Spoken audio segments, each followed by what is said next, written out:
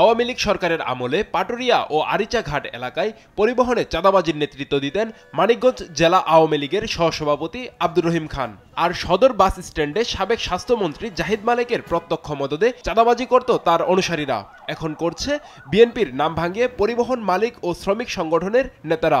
আওয়ামী লীগ নেতা রহিম খান আরিচা ও পাটুরিয়া পরিবহন ও নৌখাতে চাঁদাবাজি করছে, এখনো করতেছে। বর্তমানে তার ভাইগনা আলাল চেয়ারম্যান চাঁদাবাজি করতেছে পরিবহন এবং নৌখাত সব জায়গায় থেকেই। আমাদের এখানে আওয়ামী লীগের নেতা আব্দুর রহিম খান উনি ওনার লোকজন দিয়ে পাটুরিয়া ঘাটে এবং আরিচা ঘাটে সমানে চাঁদাবাজি করে।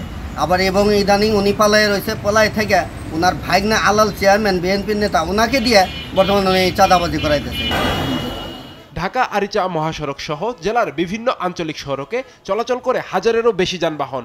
এ সকল যানবাহন থেকে পাটুরিয়া ঘাটে টার্মিনাল চার্জ 50 টাকার বাইরে নেওয়া হচ্ছে 100 থেকে 150 টাকা ও মানিকগঞ্জ বাস টার্মিনালের ইজারা বাবদ 50 টাকা ছাড়াও বাড়তি নেওয়া হচ্ছে আরো 50 টাকা। টার্মিনাল চার্জ হলো 50 টাকা, এখানে নেয় 100 টাকা, মানিকগঞ্জের 50 টাকা নেয় 100 টাকা। এই প্রত্যেক দিন বেশি বেশি নিয়ে লাখ লাখ টাকা তারা নিয়ে যেতেছে। মানিকগঞ্জ নেয় 100 টাকা আর লাইনম্যান 10 টাকা, পার্কিংয়ে 50 আর হলো আপনার সুপারভাইজার নেয় 100 টাকা।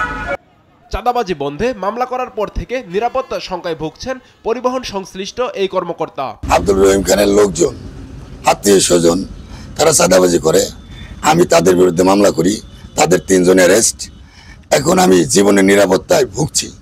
জেলা বিএনপির নেতারা বলছেন, সংগঠনের কোন নেতাকর্মী চাঁদাবাজির সঙ্গে জড়ালে তার বিরুদ্ধে নেওয়া হবে সাংগঠনিক ব্যবস্থা। বিএনপির কোন নেতাকর্মী এখন ওই জাতীয় ভূমিকায় যাওয়ার প্রশ্নই আসে না।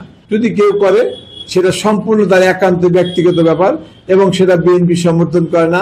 আমরা অবশ্যই এই জাতীয় সঠিক তথ্য প্রমাণ পেলে আমরা সাংগঠনিক ব্যবস্থা গ্রহণ করার জন্য প্রয়োজনীয় ব্যবস্থা ইনশাআল্লাহ গ্রহণ করে বিএনপির পক্ষ থেকে।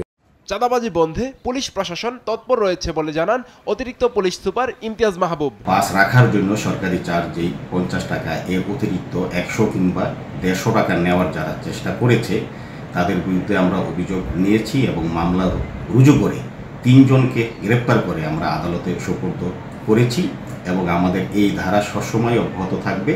আমরা মানিকগঞ্জে কোথাও কোনো পরিবহন সেক্টরে বা অন্য কোথাও আমরা কখনোই চাঁদাবাজি হতে দেব না।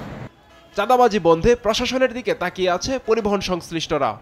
নিউজ ডেস্ক, দেশ টিভি।